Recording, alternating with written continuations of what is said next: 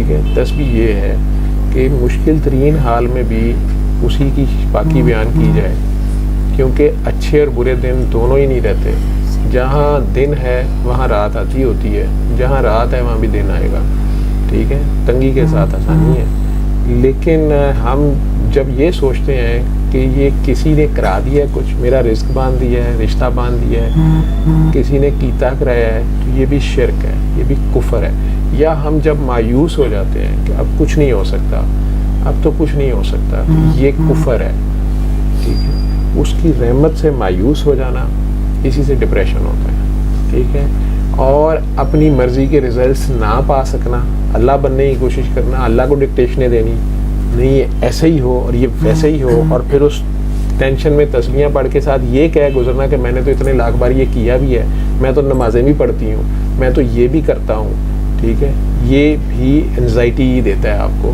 جب آپ آنے والے دور کے لیے خوف زدہ ہوتے ہیں، آپ کو اللہ کی رحمت پہ یقین نہیں ہوتا. اگر آپ اللہ سے جڑے ہوئے ہوں، اس کی رحمانیت کو، اسی کریمی کو پکار رہے ہوں، اسی پہ آپ کا توکل ہو، اور پھر جو کچھ بھی ہو اس پہ آپ شکر گزار ہوں، ہر حال میں شکر گزار ہیں. کہتے ہیں نا کہ میں نے اس کو ملے جلے نطفے سے پیدا کیا، اور پھر اس کو پیدا کر دیا، اور پھر اس کے ہاتھ اور بازو اور ہڈیاں سیدھی کی، آزاد درست کیے، جو 12-14 سال کی عمر تک ہڈیاں جڑتی ہیں، اور اب اس کو 2 راستے دکھا دیے.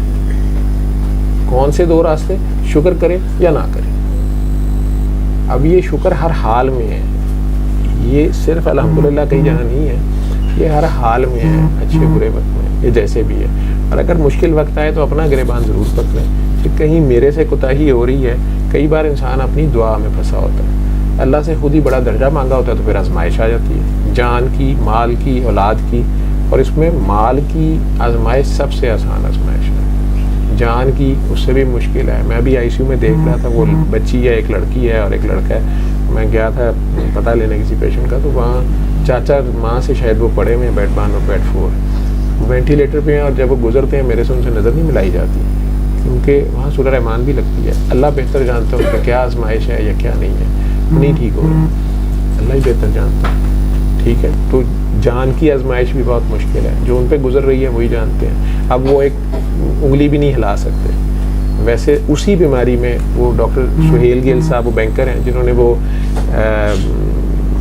فیس بک پہ میرے پیج کے نیچے کسی کی لکھا ہے، میری پوسٹ پہ کسی نے کوئی الٹی سیدھی بات میرے بارے میں لکھی ہوئی تھی، تو انہوں نے آج سے کوئی میرا خیال ہے 8 سال پرانی بات ہے، وہ انہوں نے اپنی بیوی کا وہ ویل چیئر پہ انہیں لائے تھے، انہیں GB سنڈروم تھا، کچھ دن سے بالکل پیرالائز ہو رہی تھی، اب وینٹیلیٹر کی ضرورت پڑ سکتی تھی، اور ڈاکٹرز انہیں پلازما فریسز ہوتا ہے یا گیما گلوبولنز انجیکشن جو نواز شریف صاحب کو لگے ہیں نا، بڑے مہنگے، اس وقت یہ 6-7 لاکھ کا کورس تھا.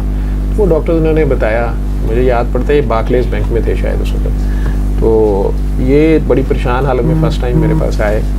کامران صاحب اس وقت بارکلیز میں تھے، انہوں نے انہیں میرے پاس بھیج دیا دعا کے سلسلے میں. تو انہوں نے آتے ساتھ مجھے کہا جی میں لے دیس ہوں، میں نہیں ان چیزوں کو مانتا، اور میری مسز کو یہ ہو گیا وہ ہو گیا. تو لیکن چونکہ ہمیں پروفیسر نصر اللہ صاحب ہیں، ہمارے بھی استادوں میں آتے ہیں، وہ نیورو فزیشین ہیں، اور کوئی اور 2 بڑے نام نیورو فزیشنس کے لیے، کہ میں نے سب کو دکھایا، اور وہ کہہ رہے ہیں آپ پلازما فریسز کرا لیں، وہ ریلیٹیولی سستا پڑے گا، وہ ڈائلسس کی طرح خون کی صفائی ہوتی ہے لیکن اس کے اپنے رسک ہوتے ہیں، اور یا گیما گلوبولنس لگا دیں، لیکن اسٹل ہم گارنٹی نہیں دیتے کہ یہ اٹھ کے بیٹھ جائیں گی، اور اگر ہوئی بھی تو شاید مہینے یا سالوں میں یا 1 سال میں شاید، یا کچھ ایسے بات تھی. میں نے انہیں کلینک پہ ہی بیٹھے دیکھا، کلینکلی میڈیکلی میں بھی پورا انہیں بتا دیا کہ یہ سینیریو ہے، لیکن ساتھ انہیں کہا کہ یہ دعا ہے یہ بھی آپ دونوں نے خود ہی کرنی ہے. شاید ان کے کوئی اور بھی شاید ہم زلف تھے ان کے، یا برادر نسبتی تھے، وہ ساتھ تھے.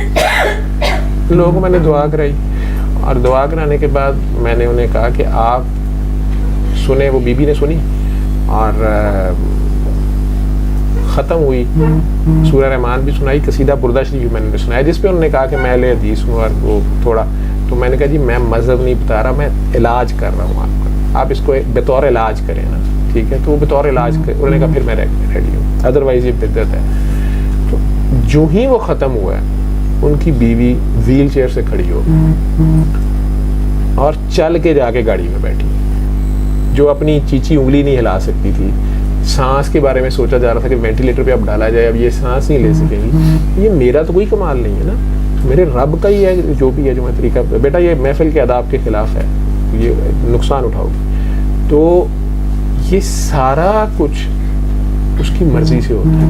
اب یہ پیشنٹ لیٹے ہوئے ہیں, میں چلو آئی سی یو میں نہیں ہوں, لیکن میری اپنی خالہ داخل تھی پچھلے دنوں, یا دوست ہیں میرے کلاس کا لوگ وہ داخل ہیں, میں ان کا پتہ لینے جاتا ہوں تو یہ لوگ مجھے نظر آتے ہیں. لگتی ہے سورہ رحمان میں خل ڈاکٹر منیبہ ڈاکٹر صاحبہ لگاتی ہیں, لیکن رزلٹ شفا اللہ نے دینی ہے, یہ وہی جانتا ہے. اور جس طرح اب صبر سے وہ لیٹے ہوئے ہیں, ان کے پاس کوئی چارہ کار نہیں ہے, وینٹیلیٹر لگا ہوا ہے, وہ بیچارے اپنے ناک سے مکھی بھی نہیں ہٹا سکتے. رب کی پھر اپنی آزمائش کے طریقے